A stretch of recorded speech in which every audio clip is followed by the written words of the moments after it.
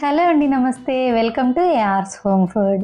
ఈరోజు వీడియోలో సమ్మర్లో మాత్రమే దొరికే మన తెలుగు వారికి ఎంతో ఇష్టమైన మామిడికాయలతోటి ఇన్స్టెంట్ తురుము పచ్చడి ఎలా పెట్టుకోవాలో చూపిస్తున్నాను.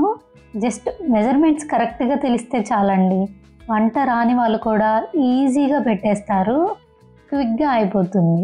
అండ్ టేస్ట్ మాత్రం వేరే లెవెల్ ఉంటుందండి. ఇంక అస్సలు లేట్ చేయకుండా ప్రాసెస్ చూసేద్దాం పదండి. ఇక్కడ నేను 2 మీడియం సైజు పచ్చి మామిడికాయలని తీసుకుంటున్నాను. వీటిని శుభ్రంగా వాష్ చేసి ఎక్కడా తేమ లేకుండా తుడిచి తీసుకోండి. నెక్స్ట్ పైన చెక్క అంతా తీసేసి సన్నగా తురిమి పక్కన పెట్టుకోండి. ఈ మామిడికాయ పచ్చడికి బాగా పుల్లగా ఉన్న మామిడికాయలు అయితే పచ్చడి చాలా టేస్టీగా ఉంటుంది. కొంచెం కండగల్లవి పుల్లగా ఉన్న మామిడికాయలు తీసుకోండి. ఇక్కడ మీకు ఈజీగా అర్థం అవడం కోసం నేను కప్స్ తోటి మెజర్మెంట్ చూపిస్తున్నాను. మనకి 2 కప్స్ లెక్కండి. మీరు ఎంతైనా మామిడికాయ తురుము తీసుకోండి. మీరు తీసుకున్న తురుము ఏ కప్స్తో అయితే 2 కప్స్ అవుతుందో ఆ కప్పు తోటి మెజర్ చేసుకొని పక్కన పెట్టుకోండి.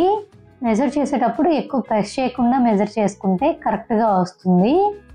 నెక్స్ట్ స్టవ్ మీద ప్యాన్ పెట్టుకొని 1 టేబుల్ స్పూన్ ఆవాలు, 1/2 టేబుల్ స్పూన్ మెంతుల్ని యాడ్ చేసుకొని దోరగా ఫ్రై చేసుకోండి.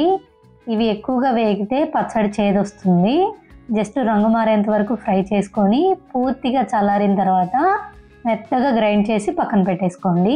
నెక్స్ట్ ఇందులోకి మనం ఏ కప్పుతో అయితే తురుముని మెజర్ చేసుకున్నామో అదే కప్పుతోటి 1/4 కప్పు నువ్వుల నూనెని యాడ్ చేస్తున్నాను.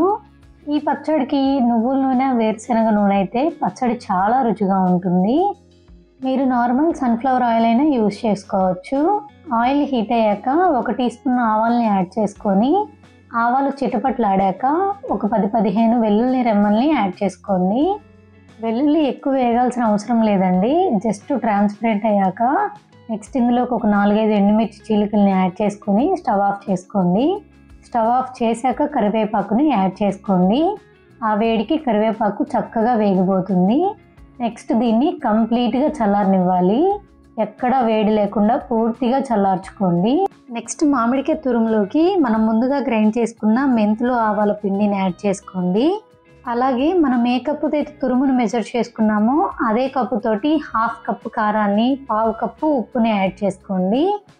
నెక్స్ట్ తాలింపు ఎక్కడ వేడి లేకుండా పూర్తిగా చల్లారిన తర్వాత ఈ మిక్చర్లోకి యాడ్ చేసుకొని ఒకసారి అంతా కలిసేలాగా బాగా మిక్స్ చేసుకోండి. ఇక్కడ కారం మీకు కొంచెం మంట తక్కువగా ఉన్నట్లయితే 1/4 కప్పు యాడ్ చేసుకోవచ్చు. కొంచెం స్పైసీగా ఉన్న కారం అయితే 1/2 కప్పు కరెక్ట్గా సరిపోతుంది. నేను ఇక్కడ కల్లుప్పుని ఎండబెట్టి మెత్తగా గ్రైండ్ చేసి తీసుకున్నాను. సాల్ట్ అస్సలు యాడ్ చేయకండి, కల్లుప్పు అయితేనే టేస్ట్ చాలా బాగుంటుంది. ఒక 1 అవర్ తర్వాత సాల్ట్ టేస్ట్ చూసుకొని సరిపోకపోతే అడ్జస్ట్ చేసుకొని వేడి అన్నంలోకి సర్వ్ చేసుకోవడమే. చాలా టేస్టీగా ఉంటుందండి. పచ్చడంతా పెట్టేశాక ఇలాగ గిన్నెలోకి వేడి అన్నం వేసుకొని ఇలా గోరుముద్దలు కలిపి తింటుంటే ఎన్నో పాత జ్ఞాపకాలు గుర్తొస్తూ ఉంటాయి కదండి. ఆ స్మెల్ చూస్తుంటేనే నోట్లో నీళ్ళు ఊరుతున్నాయండి. పచ్చడి అయితే చాలా టేస్టీగా ఉంది, అన్నీ పర్ఫెక్ట్గా కుదిరినాయండి. ఇంకా అస్సలు లేట్ చేయకుండా ఈ రెసిపీని మీరు కూడా ట్రై చేసి ఎలా వచ్చిందో కామెంట్ చేయడం మర్చిపోకండి. ఈ వీడియో మీకు నచ్చితే లైక్ చేయండి, షేర్ చేయండి. ఇలాంటి మరెన్నో రెసిపీస్ కోసం మన ఛానల్ని సబ్స్క్రైబ్ చేసుకోండి. Thank you for watching.